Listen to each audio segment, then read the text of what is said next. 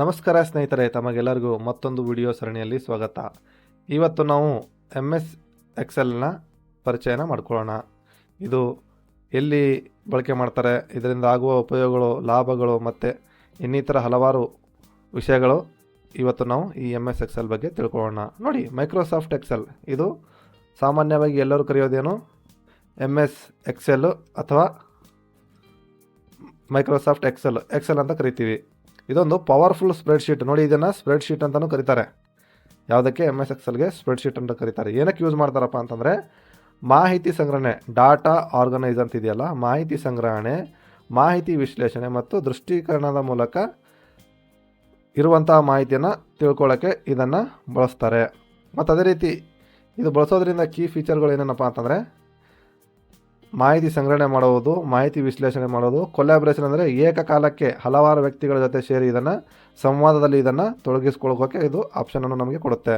ಮತ್ತು ಅದೇ ರೀತಿ ಲಾಭಗಳು ಏನೇನು MS ಎಕ್ಸೆಲ್ ಬಳಸೋದ್ರಿಂದ? ಎಫಿಷಿಯನ್ಸಿ ಅಂದರೆ ದಕ್ಷತೆ, ದೃಷ್ಟೀಕರಣ ಅಂದರೆ ಕೊಟ್ಟಿರುವ ಡಾಟಾನ ಈ ರೀತಿಯಾಗಿ ನೀವು ನೋಡ್ತಿದ್ದೀರಲ್ಲ, ಈ ಚಾರ್ಟ್ಗಳ ಮೂಲಕ ಪ್ರದರ್ಶಿಸೋಕ್ಕೆ ಮತ್ತು ಅದನ್ನು ಅಧ್ಯಯನ ಮಾಡೋಕ್ಕೆ ಇದು ನಮಗೆ ಸಹಾಯ ಆಗುತ್ತೆ.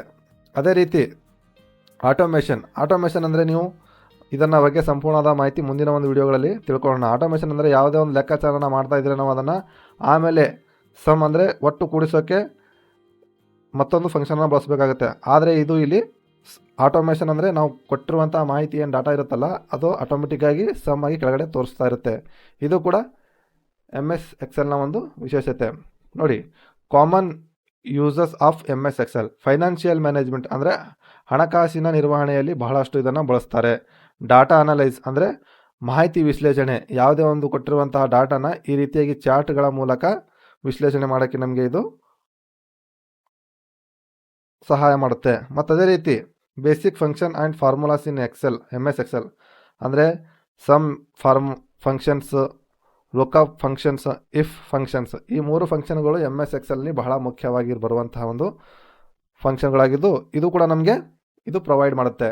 ಮತ್ತು ಅದೇ ರೀತಿ tips and tricks for using MS Excel efficiency, keyboard ಶಾರ್ಟ್ಕಟನ್ನು ಮತ್ತು ಡಾಟಾ ವ್ಯಾಲಿಡೇಷನ್, ಪಿವೋಟ್ ಟೇಬಲ್ಸು, ಈ ರೀತಿಯಾದಂಥ ಸಂಪೂರ್ಣ ಮಾಹಿತಿನೂ ಕೂಡ ನಾವು ಇದರಲ್ಲಿ ತಿಳ್ಕೊಳ್ಳೋಣ. ಮತ್ತು ಅದೇ ರೀತಿ advanced feature and capabilities of MS Excel, macro regarding power query, broadcasting tools, ಇಲ್ಲಿ ಹಲವಾರು ರೀತಿಯಾದಂಥ ಟೂಲ್ಸ್ಗಳು ಇದು ಪ್ರೊವೈಡ್ ಮಾಡುತ್ತೆ.